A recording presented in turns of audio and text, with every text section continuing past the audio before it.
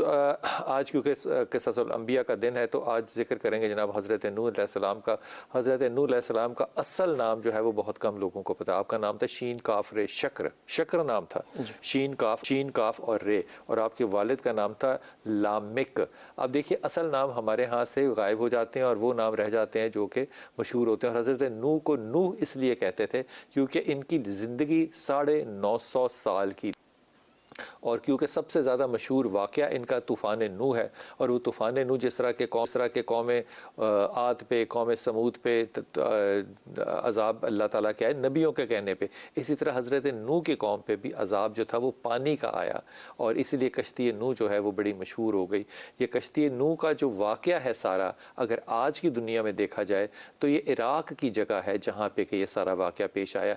ये कहना कि सारी दुनिया में पानी आ गया था, उलमा कराम का इस पे इख्तलाफ है। या ये कहना कि उसी जगह पर आया था सैलाब, ये दोनों में से दोनों रवायतें जो मिलती हैं, जो मैं आपसे अर्ज़ कर रहा हूँ, ये इसहाक और इब्ने कसीर की तफसीर जो है उसमें इस बात को डिबेट किया गया है कि पानी जो था वो पूरा था या नहीं। लेकिन ये कश्ती जो है ये अब मिल चुकी है, ये आपको हैरत होगी। और ये कश्ती जो है ये टर्की के पहाड़ों से मिली है। इसका मतलब ये हुआ कि इराक़ से लेकर टर्की तक तो डेफिनेटली पानी था, लेकिन बाकी पानी था कि नहीं था, ये सवाल जो है ये और है।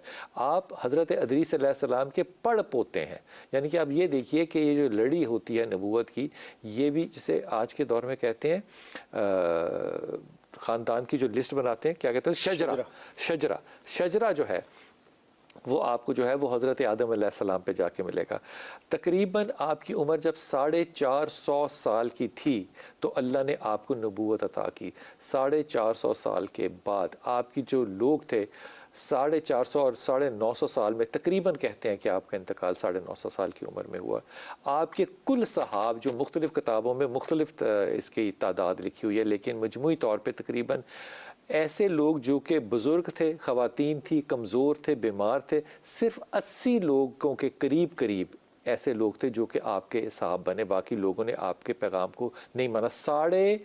950 साल की हदायत, यानी कि उसमें 450 साल अगले जो हैं वो तो नबूवत के हैं, उसमें भी किसी ने नहीं माना। लेकिन ये भी ज़हन में रखिएगा कि 33 साल की उम्र जब हज़रत ईसा अलैहिस्सलाम की थी तो आपके सहाब भी थे जो थे वो 12, 13, 14 से ज़्यादा किताबों में नहीं आते। अब मेरे मोहम्मद सल्लल्लाहु अलैहि वसल्लम की जब बात करें तो वो 1.25 लाख सहाबियों का जिक्र कीजिए कि ये अचीवमेंट जो है ये बहुत बड़ी अचीवमेंट है। आपने अपनी कौम के लिए जब बद्दुआ की कि ये काम नहीं मानते तो अल्लाह के ने इनको कहा कि एक दरख्त को जाके उस पहाड़ के ऊपर लगाओ। वो दरख्त जो था वो सनोबर का था, कुछ रवायतों में, कुछ में सनोबर का नहीं था।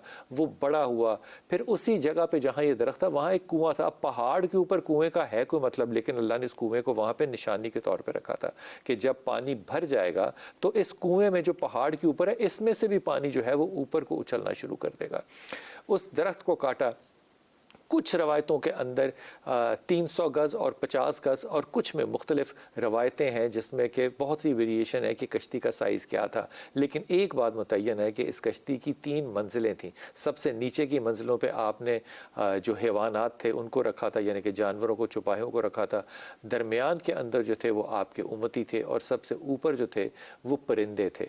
और फिर इसमें जब पानी भरना शुरू हुआ तो आपने अपनी औलाद को भी बुलाया, जिसमें कि आपके बेटे कनान जो हैं उन्होंने आपकी बात को मानने से ख़ास तौर पे इनकार कर दिया था। आपने अल्लाह से बड़ा कहा और उसका इंतज़ार भी किया, लेकिन साम और हाम और याफत जो 3 बेटे थे ये कश्ती में सवार हुए और अगली जो सारी नस्ल चली वो हज़रत साम अलैहिस्सलाम के नाम से और उनकी औलादों में से आगे फिर लड़ी चली।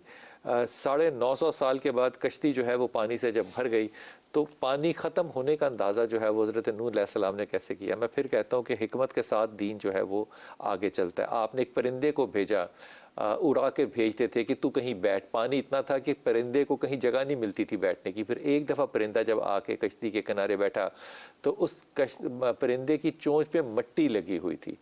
तो फिर आपको समझ में आई कि अब पानी जो है ये रिसना शुरू हो गया, यानी कि उतरना शुरू हो गया। और फिर ये परिंदा जो है उसकी इस निशानी को देख के आपने लोगों को खुशखबरी सुनाई कि अब सैलाब जो है वो ख़त्म हो गया है। अब इस सारे मामले में कई रवायतें जो है वो कई तरह की तफसीरों के अंदर, मिसाल के तौर पे एक बहुत माई का जिक्र मिलता है, वो आपके पास हमेशा आती थी। तस्करतुल औलिया में भी इसका जिक्र है। तफसीर इब्न कसीर में भी इसका जिक्र है। और वो आके पूछती थी कि पानी कब आएगा। कुछ लोगों को देखो, जो ईमान वाली थी वो एक माई थी, बूढ़ी थी और वो नौजवान नहीं थी, तो वो आके पूछती थी हमेशा कि नू कब आएगा सैलाब। तो उन्होंने कहा तुम्हें क्या मसला है। उसने कहा मैंने अपना चूल्हा नहीं गीला करना और मेरी जो पोटली है वो मैं चाहती हूँ कि बच जाए, तो मुझे बता। तो कहते थे कि आया अभी कश्ती बन रही है, अभी कश्ती बन रही, वो बार बार आती थी। तो एक दफ़ा हज़रत नूह अलैहिस्सलाम ने उसको कह दिया कि माई मैं तुझे बता दूंगा। उसको शायद ये झिड़क लगी होगी, तो वो दोबारा नहीं आई। लेकिन जब तूफ़ान नूह ख़त्म हुआ, अब ये मोइज़ात अल्लाह के लिए बड़े आसान है। तो हज़रत नूह अलैहिस्सलाम भूल गए थे उसको बताना कि सैलाब आ रहा है, तो उनका ख्याल था कि वो डूब गई होगी या पानी वहाँ पे भर गया होगा। तो जब अब वहाँ पे गए तो उसकी कुटिया या उसका झोंपड़ा उसी तरह खुश्क था और वो अपनी पोटली लेके उसी तरह बैठी नूह का इंतज़ार कर रही थी। और उसने नूह को देख के कहा कि नूह पानी आने वाला है, अब चलें आपकी कश्ती पे। ये मोइज़ात अल्लाह के लिए बड़े आसान है, लेकिन ये जहन में रखिएगा कि बुज़ुर्ग जो थे वो इनके पैरोकार बने और इनकी हदायत पे आए। बुज़ुर्गी में सारे लोग मस्जिद जाना शुरू कर देते हैं। मामला तो ये है कि आप जवानी में हदायत अल्लाह पे और तौहीद खुदा पे पाबंद। मेरी दुआ है कि अल्लाह ताला हमें ये तौफीक दे।